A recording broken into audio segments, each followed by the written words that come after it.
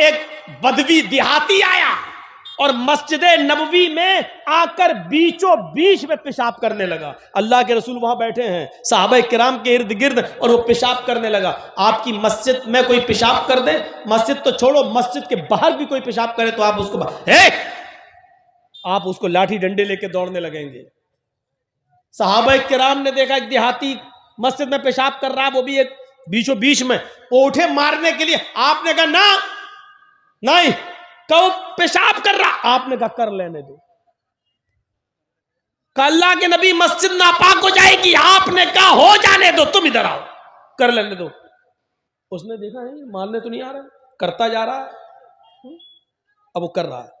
اچھا یہ بتائیے اگر اسی کنڈیشن میں اس کو دوڑا دیا جاتا تو کیا ہوتا؟ پیشاب رکتا تو ہے نہیں. اب وہ جب کرنے ہی لگا اسی حال میں اب اس کو بھگایا جاتا تو کیا ہوتا؟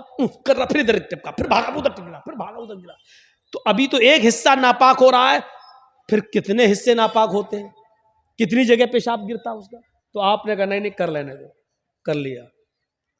اب وہ کر لیا تو ڈر رہا کہ اب کیا ہوگا, اڑ نہیں رہا. آپ نے کہا پیشاب کر کے ادھر آؤ. وہ اللہ کے نبی کے پاس آیا, آپ نے کہا بیٹھو, وہ بیٹھ گیا.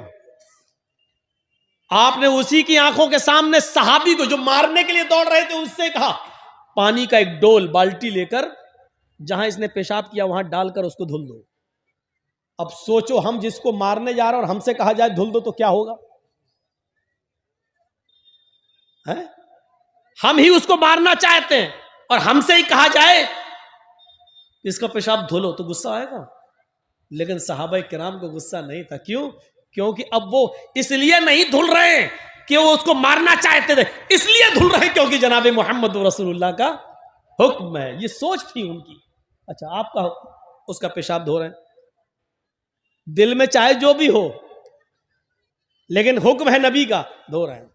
اور جب وہ دھل چکے اس کا پیشاب تو اللہ کے رسول اس دیہاتی سے کہہ رہے ہیں سنو یہ مسجد ہے, یہ اللہ کا گھر ہے, یہاں 5 وقت کی نماز پڑھی جاتی ہے, قرآن کی تلاوت ہوتی ہے, ذکر و اذکار ہوتا ہے. میں اللہ کا نبی ہوں, میرا نام محمد ہے, میرا باپ عبداللہ تھے, محمد ابن عبداللہ ہوں, مجھے اللہ نے رسول بنا کر بھیجا ہے, میں محمد رسول اللہ ہوں اور اللہ نے مجھے پیغمبر بنا کر بھیجا ہے, 5 وقت کی نمازیں فرض کی ہیں, یہ اللہ کا. یہ نہیں کہہ رہے ہیں تم ایمان لاؤ, آپ نے توحید کی دعوت دے دی, رسالت کی دعوت دے دی, میں اللہ نے مجھے پیغمبر بنا کر بھیجا, 5 وقت کی نمازیں فرض کی گئی ہیں, یہاں نماز ہوتی ہے, اللہ کا ذکر ہوتا ہے.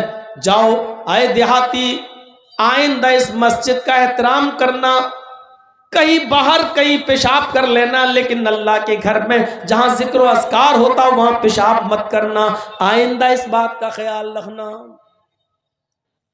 اس نے اللہ کے نبی کی شکل آج پہلی بار دیکھی ہے قریب سے, ابھی تک سنتا تھا جادوگر ہے, یہ ہے, وہ ہے, وہ پلٹتا جا رہا ہے, مسجد سے رخصت ہوتا ہے لیکن بار بار پیچھے پلٹ کر دیکھتا بھی جاتا ہے, دیکھتا جا رہا ہے, آگے بڑھتا جا رہا ہے.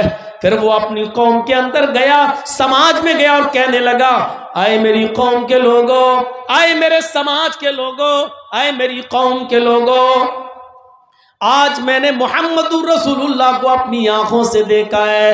تم تو کہتے تھے وہ جادوگر ہے, تم تو کہتے تھے کہ وہ سابی ہے, تم تو کہتے تھے کہ وہ بددین ہے, تم تو کہتے تھے کہ وہ ایسا ویسا ہے. اللہ کی قسم تم جھوٹ بولتے تھے اس نبی کے بارے میں.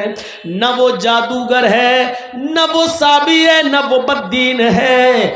ما شتمنی وما قہرنی وما غضبنی, وہ ایسا ہے اس کی مسجد میں میں نے پیشاب کر دیا, اس کے باوجود نہ تو اس نے مجھے گالی دی ہے, ما شتمنی, نہ اس نے مجھے گالی دی ہے, وما قہرنی, نہ وہ میرے اوپر غصہ ہوا ہے, نہ اس نے مجھے ڈانٹا ہے, جھڑکا ہے, وما غضبنی, اور نہ ہی اس نے غیظ و غضب غصہ مجھے دکھایا ہے.